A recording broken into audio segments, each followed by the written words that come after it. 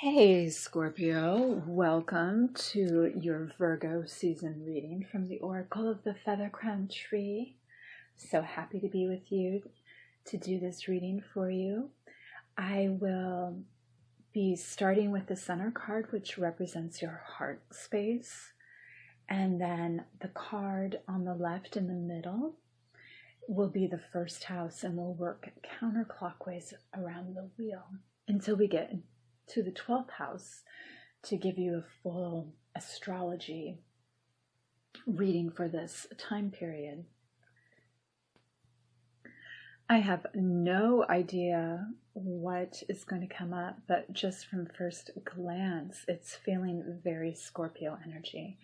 There's a lot of mystery. I'm seeing a lot of like black and red too in the palette that's emerging, and feeling this heightened sense of depth. You know, it's kind of paradoxical, but it's this real deep and unknowable existence by most that don't really possess this type of energy. So let's go through here. Your center card is feeling slightly effervescent, not quite, but slightly. It's a little bit more dense than that in the emotional realm. And it seems like you're using some logic to kind of clear out emotion. Like you may find yourself beginning to work with a little bit more logic during this season, perhaps than if you were finding yourself predominantly in an emotional space prior. The emotions weren't bad. The emotions were really helping you to get into your heart energy and understand how that energy can really be the center energy for you, while you have some mastery of the understanding of the harmonics of the other aspects of your emotional self. And so it looks like you're coming out of a real beautiful space there, and for some reason just needing to own a place of power. You might be wanting to act a little bit more in the world, so you may be needing to touch into this power so that you can project yourself a little bit more in the world. So starting with your first house, which is how you're appearing and your identity.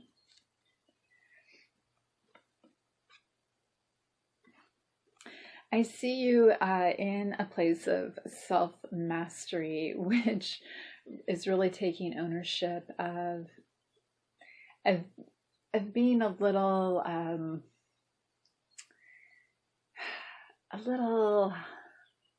I don't know quite the word to say. I don't want to say off-putting, weird, or demonic or anything, but it's like an energy that's different, yet it's intriguing because it's different. And it's like you're in a place of self-respect.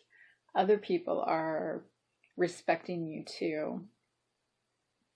But it's still an energy that feels a little bit queasy, kind of like, you know, the presence of an octopus. It's not that we are not enamored with that creature. It's that it's still kind of strange to us. It's so other than our normal way of existence that it can kind of stir within us a little bit of that initial reaction to want to be fearful of it. Yet it's so intriguing at the same time that we're enchanted by it. So you're holding kind of a paradoxical image as you are in the world. It's an energy that's also in touch with insightfulness and allowing things not to be stagnant. Your passions are a little bit pushed away, and you've probably been thinking quite a bit and using time to reflect quite considerably. But there seems to be passion coming in that wants to also be part of this picture. It's just you're not utilizing that energy right now. And you're definitely focused. Like there's something that others may not see, something that you're focused on. So you may be working behind the scenes right now. But it feels like you're kind of staging yourself behind the scenes. Like you've created a character. And even if it isn't live yet, if it's not being acted out in the world so much, you may be refining this personality that you want to bring out. Looking now at your second house of value.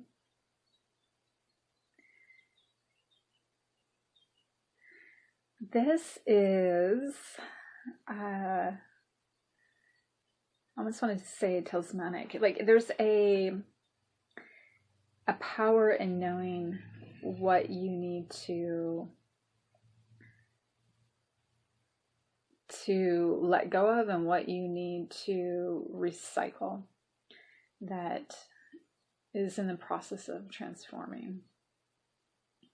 And some things you're just naturally, like you're not trying to do the work yourself. You're naturally letting things do their thing. You know, if there are processes that need to just go through their own motions and live out their lifespan, you're letting that happen and you're not trying to control it. And it doesn't feel like there's anything massive going on here. There may be like these finer details that are in the process of becoming more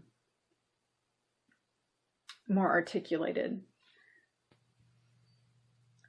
So yeah, you might be allowing things to just kind of fine-tune themselves and not really holding on to. I love that it's like you're not being stubborn about anything. Like what needs to transform, you're letting it happen.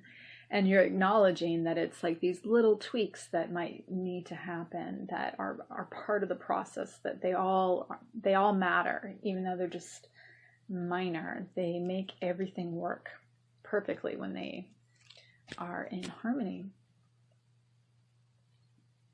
Now, looking into your third house, which is your communication and community card,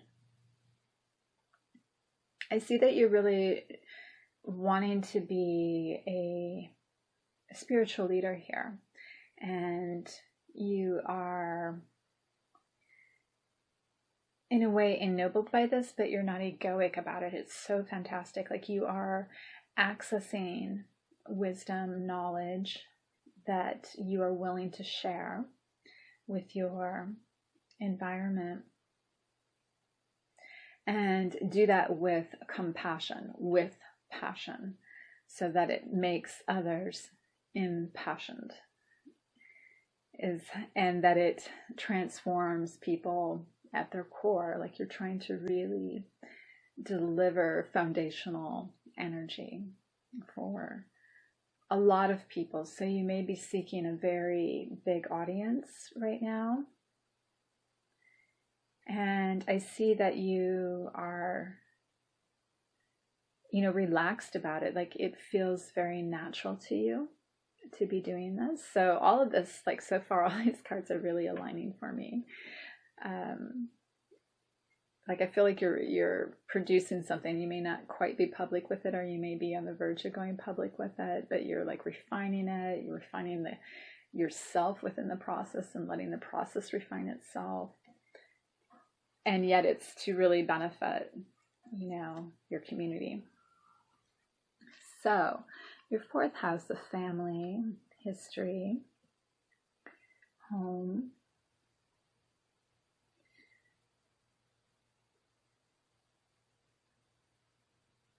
You may be experiencing a little bit of awkwardness here.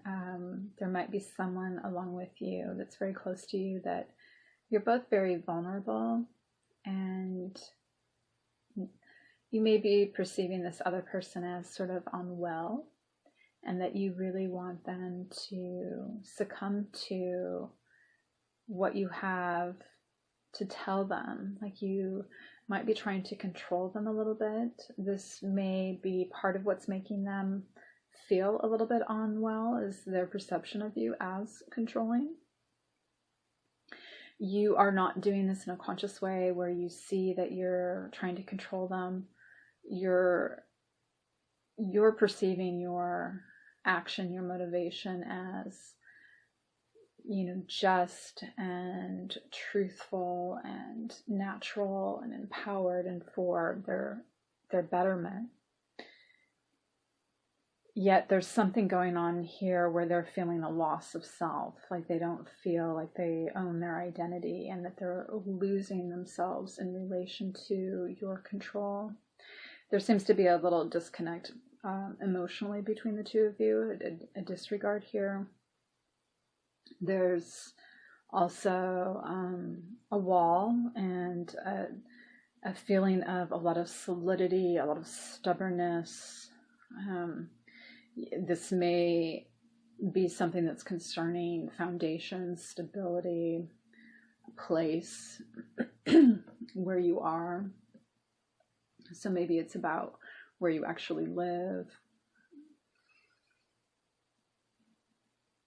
Yeah, so I really encourage you, if you are experiencing this, to ask the other person in a way where if you can just really dismiss any value, any coding, any meaning that you're putting on your own action and your own presence in this, and really hear this other person from their perspective, because that's where truth is. We have to hear. It's in the subjective. We need to listen to both stories and don't worry about this person hearing you, because they are the one that's suffering right here in this. You seem to be fine. And it's really, they need to be to regain their identity basically here. Okay, so your fifth house, how you are out in the world as a powerful presence and gaining respect. It seems like you're being read as very stable, insightful, illuminated, connected to your emotions. You may have keys that can help other people. You are peaceful. You understand really ancient knowledge. So yeah, you may really be working towards something having to do with spiritual leadership here and being that presence in your community. This is a just beautiful image that I'm seeing. So you really may be feeling like you're coming into who you are and how that all fits into the world. You may feel like you're very much in harmony with your environment. So if you are experiencing this, especially in your career, fantastic, it's very successful energy. I'm looking at your sixth house of routine and health.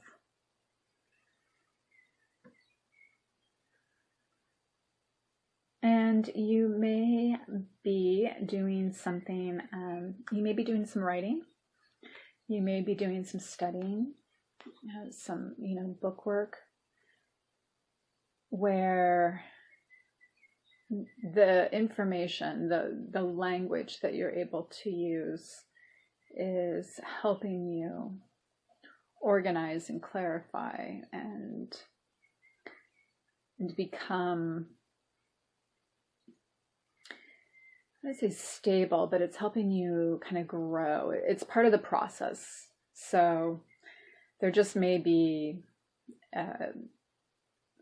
this just may be a modality that you are incorporating into your daily life. You may find yourself reading and, like I said, studying, taking notes, journaling, whatever it is, where you're really recording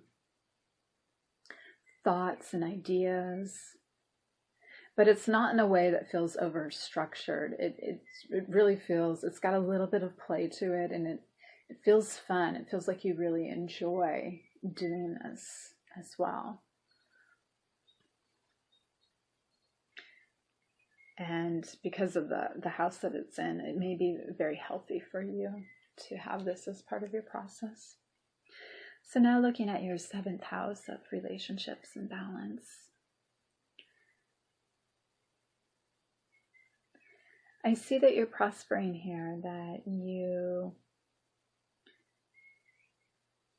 you're definitely feeling empowered. You definitely have this sense that you are really in full bloom, like you've really mastered the process of being resourceful here, bringing in what you need, especially if it's monetary. And this gives you a sense of pleasure and stability in a certain sense, but it also kind of gives you, it's verging on smugness. It's like verging on a sense of, you know best, like you've outwitted the system, basically. So there may be something that you're doing that is very self-indulgent in a way that brings you a lot of resources, but it may not require you to have much mastery with other people. Like your ability to bring in the money requires you managing resources but not people as much. So this may be a way that works for you to be productive and prosperous. But I sense something here that feels a little bit disconnected. It feels like you've created your own reality, but it's not reality. It's a world that you can operate in that functions really well, but doesn't create much challenge for you. So whatever this is, I hope that it's working for you. But watch the ego here, watch the pride, watch the gloating, because there's just a bit of twistedness in that energy, and it's kind of subtle right now. Where, you know, if it got out of control, it could easily go to greed. Okay, so we are looking now at your 8th house of the deeper dimensions, the subconscious, the hidden things.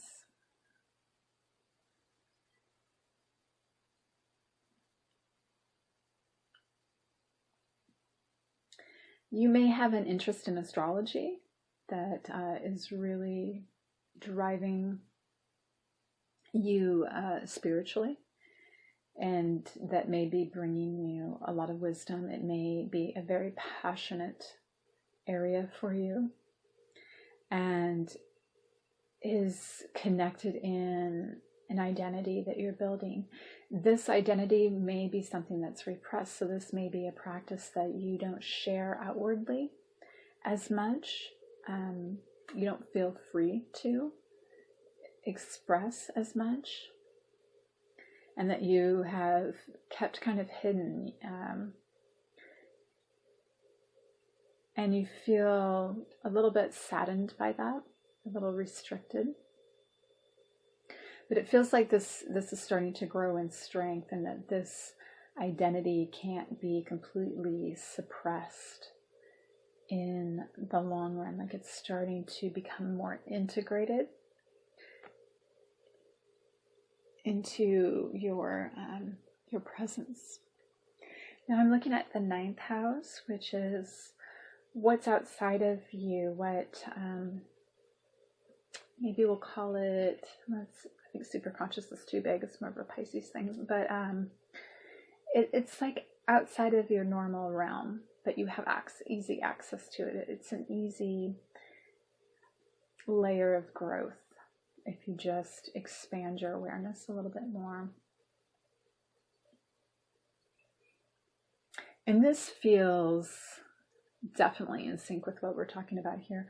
Again, we have a book here, so you may be studying quite a bit. We're getting planetary things here. So again, I'm getting something with astrology.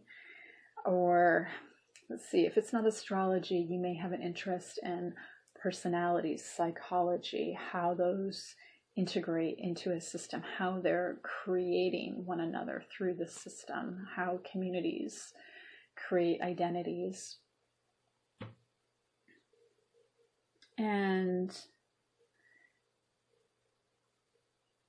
this may be an area that you feel spiritually connected to. You feel that it's wise, that there are things beyond your reach that you need to know about, that could bring a sense of wisdom, knowledge to your reality.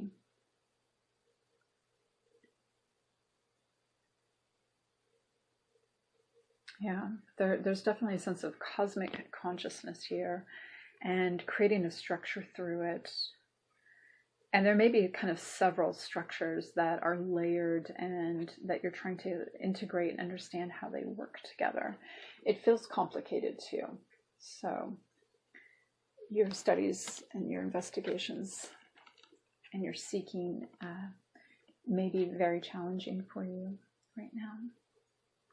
Now looking at your 10th house, where you're really able to achieve the pinnacle of your objectives through what you've built and gain your notoriety.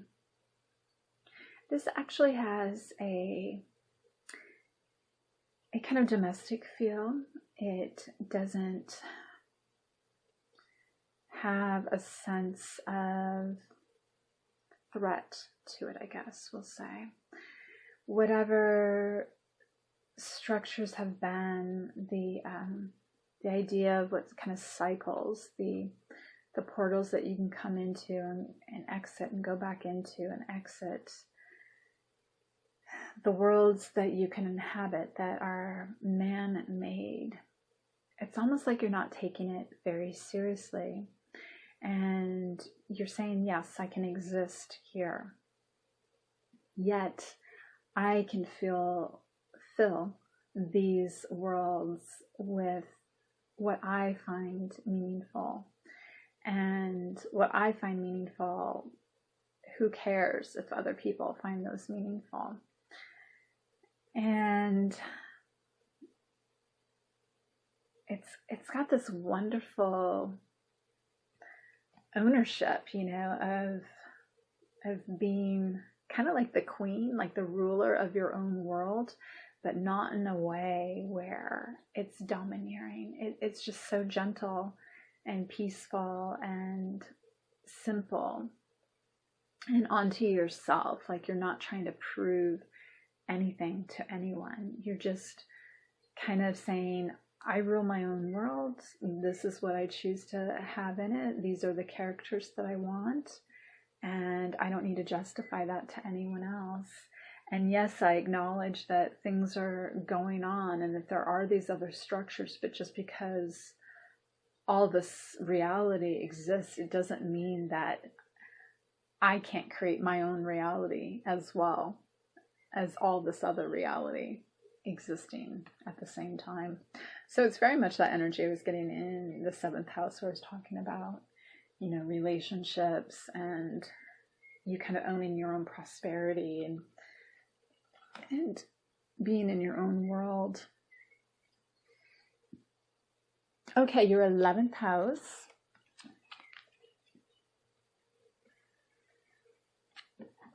Now this is hopes, dreams, desires.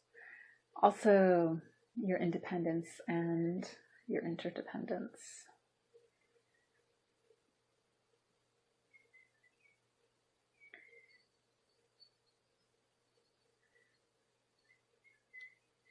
This to me has quite a bit of energy from the first house. It's a little bit awkward, yet it's very powerful. Strange. Because it's strange, it's inviting. So it's like you are kind of creating who you are. You're fitting together the elements that you like, and you don't really care how that looks to other people. If it's a little bit disproportionate, if it doesn't have perfect symmetry. But it looks like you are trying to create or recreate who you are because you want it to last. It's like you're working on your legacy. You are working on how you will be remembered. And you're not concerned how it looks so much as what it is, the ideas that you are gathering and composing and putting together, and how you're organizing it seems to be really what's guiding you here. And as you are building this new reality, you're recreating yourself in the process. And you're leaving some room to grow there. You're acknowledging that this is a process, that you will continue to grow within this, that you will be changing in this. This is not a static statue that you're carving into existence. This is a transformational process that you are involved in. Okay, and your 12th house, which seems perfect when I look at how we've been, how it just feels perfect too, like energy wise. So we really have you identifying with one of the strongest leadership energies of the cat, the protector of knowledge, the bringer of knowledge, the asserting of knowledge into the world, yet it's in a form that's way more docile, that's way more domesticated, that's not as intimidating. And it's not that it's weak, it's just not needing to be loud. It doesn't need to be overbearing. It doesn't need to operate in a way that feels so strong, that it makes it inaccessible. So you have this really great spot that you figured out where you can bring in information, you can be of this information, yet you're approachable, you're not intimidating, you're still respected. It's like you're not disregarded, but you're holding just enough of a character of intimidation to intrigue, yet not be dismissed because it's just too much. So, wow. I mean, I think that this is some real self-mastery that you have been building, this understanding of how to transform yourself, recreate yourself, what it is, what kind of character you need to be be able to integrate with other people so that they will want to interact with you, yet not have to sacrifice any of the information that you're trying to give. So magnificent. Thank you so much, Scorpio. It was a pleasure to do this reading for you, and I hope that you have a fantastic, beautiful Virgo season. Take care.